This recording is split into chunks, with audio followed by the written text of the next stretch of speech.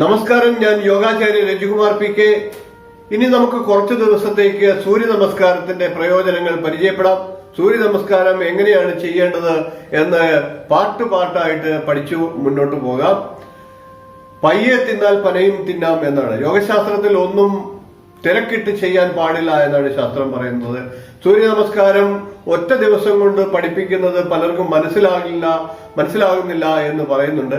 അപ്പൊ അതുകൊണ്ട് തന്നെ സൂര്യ നമസ്കാരത്തിലെ ഓരോ യോഗാസനങ്ങളും ഡീറ്റെയിൽ ആയിട്ട് പരിചയപ്പെടുത്തിക്കൊണ്ട് നമുക്ക് ഓരോരോ വീഡിയോ ആയിട്ട് തയ്യാറാക്കി മുന്നോട്ട് പോകാം.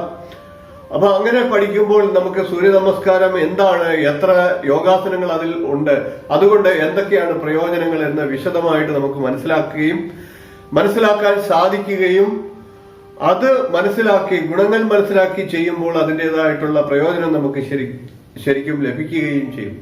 ഗുണങ്ങൾ മനസ്സിലാക്കി ചെയ്യുമ്പോൾ അതിന്റെ ശരിക്കുള്ള പ്രയോജനങ്ങൾ നമ്മുടെ ശരീരത്തിന് അനുഭവപ്പെടുകയും ചെയ്യും. അതുകൊണ്ട് നമുക്ക് ഓരോ ദിവസവും കുറേശ്ശെയായിട്ട് സൂര്യ നമസ്കാരം പഠിച്ചിട്ട് ഏറ്റവും അവസാനം സൂര്യ നമസ്കാരത്തിന്റെ വിവിധ രൂപങ്ങൾ വ്യക്തമായി ഒന്നിച്ച് പഠിക്കാവുന്നതാണ്. സൂര്യ നമസ്കാരം 10 സ്റ്റെപ്പിൽ ചെയ്യുന്ന സൂര്യ നമസ്കാരമുണ്ട്, 12 സ്റ്റെപ്പിൽ ചെയ്യുന്ന സൂര്യ നമസ്കാരമുണ്ട്. സ്ത്രീകൾ ചില ആചാര്യന്മാർ പറയുന്നത് പ്രകാരം അഷ്ടാംഗ നമസ്കാരം സ്ത്രീകൾ ചെയ്യാൻ പാടില്ല എന്ന് പറയുന്നുണ്ട്. അപ്പൊ അഷ്ടാംഗ നമസ്കാരം ഒഴിവാക്കിക്കൊണ്ട് എങ്ങനെ നമുക്ക് സൂര്യ നമസ്കാരം സ്ത്രീകൾ ചെയ്യും? അങ്ങനെ നമുക്കൊരു 2-3 പാട്ടായിട്ട് സൂര്യ നമസ്കാരം മുഴുവനായിട്ട് പിന്നീട് അവതരിപ്പിക്കുന്നുണ്ട്. അപ്പൊ അതിനു മുന്നോടിയായിട്ട് നമുക്ക് സൂര്യ നമസ്കാരത്തിലെ ഓരോ യോഗാസനങ്ങളും വ്യക്തമായി ഒന്ന് പരിചയപ്പെട്ടു നോക്കാം. ഇന്ന് ഞാൻ 2 യോഗാസനങ്ങളാണ് അതിൽ പരിചയപ്പെടുത്തുന്നത്. അതിൽ ഒന്ന് ദണ്ഡ നമസ്കാരം സ്ഥിതിയാണ്. ദണ്ഡ നമസ്കാരം സ്ഥിതി എന്ന് പറയുന്നത് തയ്യാറെടുത്ത് നിൽക്കുക എന്നുള്ളത് മാത്രമേ ഉള്ളൂ. രണ്ടാമത്തെ സൂര്യ നമസ്കാരം സ്ഥിതി പ്രണമാസനമാണ്. പ്രണമാസനത്തിൽ നമ്മൾ നിൽക്കുന്നത് കൂടാതെ അഞ്ജലി മുദ്ര ഉപയോഗിക്കുന്നത് കൂടിയുണ്ട്. ഞാൻ ചെയ്ത അഞ്ജലി മുദ്രയുടെ വീഡിയോ നിങ്ങൾ കാണുക. അഞ്ജലി മുദ്ര കൊണ്ട് എന്തൊക്കെയാണ് പ്രയോജനങ്ങൾ ലഭിക്കുന്നത് എന്ന് നമുക്ക് മനസ്സിലാക്കിയതിനു ശേഷം സൂര്യ നമസ്കാരം ചെയ്തു തുടങ്ങുക. സൂര്യ നമസ്കാരം ചെയ്യുമ്പോൾ അഞ്ജലി മുദ്രയും കൂടെ നമ്മുടെ ശരീരത്തിന്റെ ഭാഗമാവുകയാണ്, വ്യായാമത്തിന്റെ ഭാഗമാവുകയാണ്. ഇനി നമുക്ക് യോഗാസനം പരിചയപ്പെടാം. നാം ഇനി മുതൽ പഠിക്കുന്നത് സൂര്യ നമസ്കാരം എങ്ങനെ ചെയ്യാവുന്നതാണ്. ഓരോ യോഗാസനങ്ങളായിട്ട് ചെയ്യുകയാണ് എന്ന് പറഞ്ഞു കഴിഞ്ഞു. അപ്പൊ ഇന്ന് പരിചയപ്പെടുത്തുന്നത് 2 സൂര്യ നമസ്കാരത്തിന്റെ യോഗാസനങ്ങളാണ്. ഒന്ന് ദണ്ഡാസനം സ്ഥിതിയാണ്. അത് പ്രാരംഭത്തിൽ എങ്ങനെ നിൽക്കണം എന്നുള്ളതാണ്. അപ്പം ദണ്ഡാസനം സ്ഥിതി നമുക്ക് പരിചയപ്പെടാം. കാലുകൾ രണ്ടും ചേർത്ത് വെച്ചുകൊണ്ട് ഇപ്രകാരം നിൽക്കുക. കൈകൾ രണ്ടും കാലുകളോട് ചേർത്ത് ഇപ്രകാരം നിൽക്കുക. നമ്മളുടെ നെഞ്ച് വിരിഞ്ഞു നിൽക്കട്ടെ. കൈക്കുഴകൾ, പേശികൾ, സന്ധികളെല്ലാം തന്നെ വ്യായാമത്തിന് തയ്യാറാക്കി നിർത്തുക.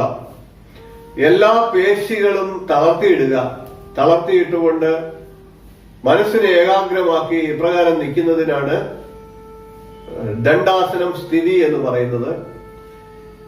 ദണ്ഡാസനം സ്ഥിതിയിലാണ് നമ്മൾ ആദ്യം സൂര്യ നമസ്കാരം ചെയ്യുന്നതിന് മുമ്പായിട്ട് വരേണ്ടത്. അവിടെ നിന്ന് നമുക്ക് സൂര്യ നമസ്കാരം ആരംഭിക്കാം. ഇനി നമുക്ക് പ്രണമാസനമാണ് പഠിക്കേണ്ടത്. പ്രണമാസനത്തിലേക്ക് പോകാം. പ്രണമാസനത്തിൽ ഞാൻ നേരത്തെ പറഞ്ഞു കഴിഞ്ഞു. പ്രണമാസനത്തിൽ അഞ്ജലി മുദ്ര വരുന്നുണ്ട്. അഞ്ജലി മുദ്രയിലേക്ക് ആണ് ആ പ്രണമാസനം എന്ന് പറയുന്നത്. ശരിക്കും നിന്നുകൊണ്ട് അഞ്ജലി മുദ്ര ചെയ്യുക എന്നുള്ളതാണ്. അപ്പൊ നമുക്ക് അതൊന്ന് നോക്കാം. കാലുകൾ ഇപ്രകാരം ചേർത്ത് അടുപ്പിച്ച് വെക്കുക. കൈകൾ ഇപ്രകാരം വെക്കുക. അതിനുശേഷം നമ്മളുടെ വെയിറ്റ് ബാലൻസ്, ശരീരത്തിന്റെ ഭാരം ഒന്ന് നോക്കുക. 2 കാലുകളിലും ഒരേപോലെ ശരീരത്തിന്റെ ഭാരം വരുന്ന രീതിയിൽ ആയാസരഹിതമായിട്ട് ലംബമായിട്ട് നിൽക്കുക. ശരീരത്തെ ചരിച്ചുകൊണ്ടോ ഒന്നും വളയ്ക്കാതെ നിൽക്കുക. അതിനുശേഷം മനസ്സിനെ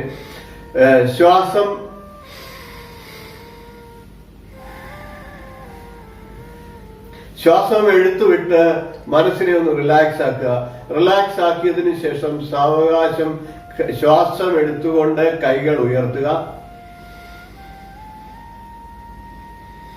കൈകൾ ഇപ്രകാരം സമാന്തരമായിട്ട് തോളുകൾക്ക് നേരെ വരുമ്പോൾ ശ്വാസം വിട്ടുകൊണ്ട് നെഞ്ചിനോട് ചേർത്ത് കൊണ്ടുവരിക. ശ്വാസം വിട്ടുകൊണ്ട് നെഞ്ചിനോട് ചേർത്ത് കൊണ്ടുവരിക. കൈകൾ ഇപ്രകാരം വിരിഞ്ഞു നിൽക്കുക. അഞ്ജലി മുദ്രയിൽ ഞാൻ പറഞ്ഞിട്ടുണ്ട്, ഈ ഭാഗം കൈവെള്ള ആരംഭിക്കുന്ന ഭാഗം, അതായത് കൈക്കുഴയുടെ ജോയിന്റിന്റെ ഭാഗത്തുള്ള കൈവെള്ള അമർന്നിരിക്കാൻ പാടില്ല. എന്നാൽ വിരലുകളെല്ലാം അമർത്തി വെക്കുക. അഞ്ജലി മുദ്രയുടെ വീഡിയോയിൽ ഞാൻ പറഞ്ഞിട്ടുണ്ട്, വിരലുകളുടെ അഗ്രഭാഗം അമർന്നിരിക്കുകയും ആരംഭ ഭാഗം പരസ്പരം തൊടാത്ത രീതിയിലും വേണം ഇരിക്കാന്. ഇപ്രകാരം വേണം ഇരിക്കാന്. നെഞ്ചിനോട് ചേർത്ത് വെച്ചതിന് ശേഷം കൈകൾ ഇപ്രകാരം വിരിച്ചു വെക്കുക, നെഞ്ച് വികസിപ്പിക്കുക. ഇപ്രകാരം നെഞ്ചിനോട് ചേർത്ത് കൈകൾ വെച്ച് കൈവെള്ളയുടെ ആരംഭ ഭാഗം പരസ്പരം യോജിക്കാത്ത തരത്തിൽ, എന്നാൽ മറ്റു ഭാഗങ്ങളെല്ലാം നന്നായി അമർന്നിരിക്കുന്ന രീതിയിൽ കൈ വയ്ക്കുക. ഇപ്രകാരമാണ് പ്രണമാസനം ചെയ്യേണ്ടത്. പ്രണമാസനത്തിൽ നിന്നുകൊണ്ട് പ്രാർത്ഥനയിലേക്ക് പോകാം. സൂര്യ നമസ്കാരത്തിന്റെ പ്രാർത്ഥന നമുക്ക് വേണമെങ്കിൽ ജപിക്കാം.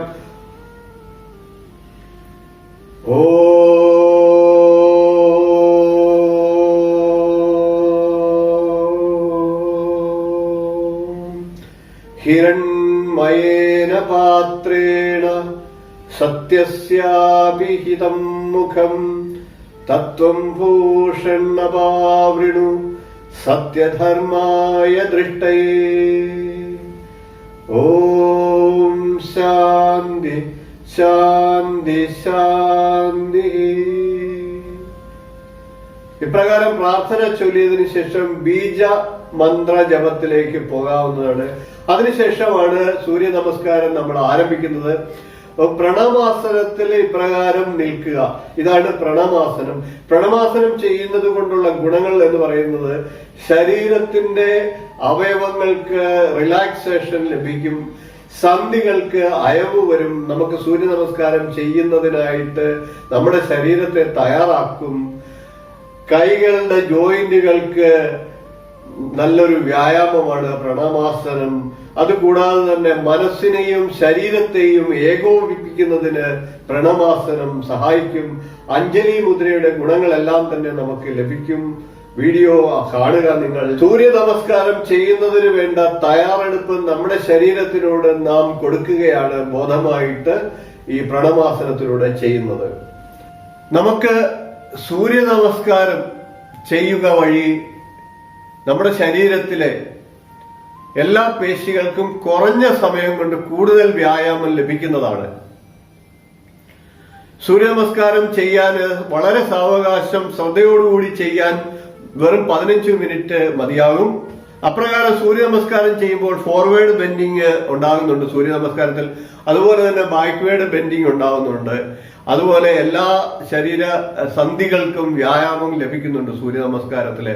സൂര്യ നമസ്കാരത്തിൽ ഇല്ലാത്തതായിട്ട് സൈഡ് ബെൻഡിങ്ങും സൈഡ് ട്വിസ്റ്റിങ്ങും മാത്രമേ ഉള്ളൂ.